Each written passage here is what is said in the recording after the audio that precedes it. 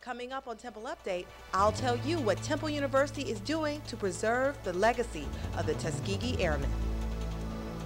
And I'll show you what one group of students is doing to celebrate the arrival of spring.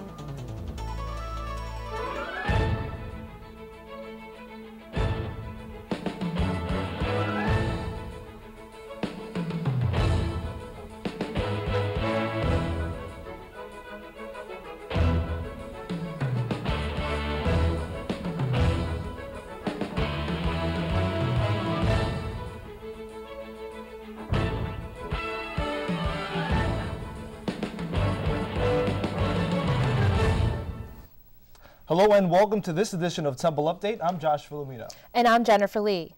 We begin Temple Update with news about the state of the campus. Temple Student Government hosted the second State of the Campus address in 2011 on February 27th. Unlike previous meetings, there was one special guest in attendance with a specific agenda. Update's Isabel Garcia was there. University President Ann Weaver Hart updated students about the future of their school, as well as long-term and short-term financial plans. The Temple 2020 framework arose out of a vision of what this campus should look like in 10 years. A major concern on the minds of students is the potential for a tuition increase if Harrisburg cuts funding for Temple. The tuition decision will be after we find out pretty much what the state appropriation will be, and after we undergo a budget cutting process. Students were surprised by the amount of time that she spent at TSG's event, but there was a mixed reaction to what exactly she ended up talking about. It was great to see her come into the student center and meet up with actual students and talk to them and get down on our level. She didn't take as many questions from students as she could have, so I think maybe she should get more of a student's point of view. President Hart had one message she wanted students to take with them: get involved. Hart said a great way to do this is with the university's lobbying group, Talon. It's an opportunity for you to easily send a message to your legislator and to the governor and lieutenant governor. President Ann Weaver Hart spent almost an hour talking to students about the 2020 campus plan and the university's budget process for the 2012 fiscal year. It remains to be seen, however, just how much state appropriations Temple will receive from Harrisburg. Reporting for Temple Update, I'm Isabel Garcia. Temple's advocacy group, Talon, is continuing to encourage students to make their voices heard. Talon was the organization that helped gather 300 Temple students to rally in Harrisburg for higher education. To date, Talon has sent over 2,000 letters to Pennsylvania elected officials asking for continued support of state universities. Students can find information on how to send letters of concern at temple.edu. And Temple Student Government gave students the chance to have their voices heard. TSG hosted the What the Hoot Temple event in the Student Center. Students were able to anonymously voice their concerns on anything Temple related, from advising and housing to diamond services. Students received free popcorn, cotton candy, and a drawstring bag for their participation. Temple University is mourning the loss of one of its own. Dr. Barbara Brownstein, an internationally recognized geneticist and professor of women's studies at Temple, died in Seattle on February 11th. Brownstein had been a faculty member since 1968 and taught at both the undergraduate and graduate levels. She was most notably known for providing encouragement to women who were interested in pursuing careers in science. A fire broke out Wednesday afternoon on the 1600 block of Oxford Street, just off campus. Fire crews say the fire began on a second-floor room and was under control and out in a matter of minutes. Though no one was hurt, most of the neighboring units were evacuated as a precaution. The cause of the fire is still under investigation. The corner of Broad Street and Cecil B. Moore was the scene of a flash mob on the night of February 25th. Nearly 1,000 people gathered outside the Leocore Center following a high school cheerleading competition. Police escorted the crowds off of Broad Street towards the subways around 8:30 p.m. There were no arrests made and no reported injuries. Every year, Temple's Department of Landscape Architecture takes part in one of Philadelphia's oldest traditions. Update's Liza George has the story. It's a tradition in Philadelphia that has stood the test of time.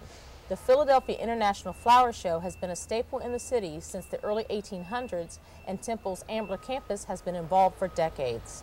This year, Temple's landscape architecture program is setting up a display at the Pennsylvania Convention Center that goes along with the overall flower show theme of springtime in Paris.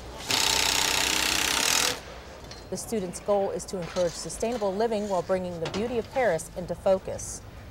Sustainability again is, our mission at Temple is to kind of promote sustainability in every way that we can. One of the designs for sustainability was a solar panel roof that warms the greenhouse in an eco-friendly way. Every member of the program played an important role in incorporating French themes into the display. Everything from Versailles to modern French gardens, and the French are really good at incorporating art into like every aspect of their life, their food, the way they live, the way they dress, the way they decorate their homes and their gardens, and so we knew that art had to be a huge part of it. Temple's display is just one part of the larger flower show that hosts hundreds of vendors from all over the world who share their love for designing the perfect garden. After weeks of preparation, it would become time to see the finished products. The flower show runs from March 6th through 13th and is open Monday through Saturday from 10 a.m. to 9:30 p.m. and Sunday from 8 a.m. to 6 p.m. It's all about sustainability for Temple Ambler at the Philadelphia International Flower Show. The horticultural program is trying to encourage finding a balance between architecture and a green planet. Reporting for Temple Update, I'm Liza George. Students in the College of Science and Technology met with potential employers at the CST Career Fair in the Student Center. Undergrad and graduate students connected with organizations interested in offering internships and jobs to Temple students. The career fair was open to all Temple students, including alumni. This is one of several career fairs held each semester. On February 28th, Gladfelter Hall displayed photographer Amedeo Lisansky's flag exhibition. Lisansky is widely known for taking the design of flags and transforming them into complex shapes. In this display, he strips the flags of their symbolic meaning to reveal a different way of looking at them. I like these because they're minimalist shapes of flags, and they're flags with no symbolism to them. They don't mean anything, they're just shapes. A lot of them look like flowers in point of fact. So it's a different perspective. The showcase will be on display in Gladfelter Hall until May 12th. The Philadelphia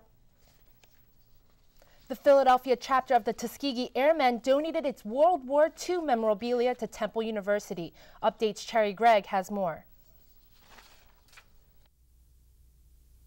The Tuskegee Airmen were the first black fighter pilots in the Army Air Corps. They fought during World War II when much of America was divided by race. But still you knew that there was racism. At 85, Dr. Eugene Richardson is one of the few remaining Tuskegee Airmen in Philadelphia. The Temple grad grew up in Ohio and says he always wanted to fly. Yeah, I saw an air show when I was 5 or 6 years old. And you see these things up in the air and, they look like they're having fun up there, diving and climbing. When he was 17, he got his chance. And we knew that there was a chance of going into war, but that to me was exciting because this perhaps gives me an opportunity to be a pilot. Richardson enlisted in the Army in 1944, and after basic training, he went to Tuskegee, Alabama to earn his wings. The war ended before Richardson got a chance to fight in combat, but he fought for another cause after the Army. He helped integrate Philadelphia public school faculty. After I became a certified math teacher, there were only 2 or 3 schools where I could be a teacher, because they didn't have black teachers in Philadelphia in the 50s and 60s. Decades later, he is the chair of the Tuskegee Airmen of Philadelphia. To preserve their legacy, the Philadelphia chapter of the Tuskegee Airmen donated their World War II memorabilia to the Charles L. Blockson Afro-American Collection. And now, those items are available for the world to see right here on Temple's main campus. When I thought about what we had to go through, what other blacks have had to go through, and how things are for you today, there's nothing in your way. Richardson hopes the accomplishments of the airmen will inspire future generations. For Temple Update, I'm Cherry Gregg. Still to come on Temple Update, Temple's music therapy program held its 5th annual Conference of the Arts. We'll tell you who they honored. And we'll show you one place students can go as an alternative to expensive traveling for spring break. And I'm Rudy Mezzi. Coming up in sports, I'll tell you why my trip to Durham made me a little crazier than last week. Temple Update will be right back.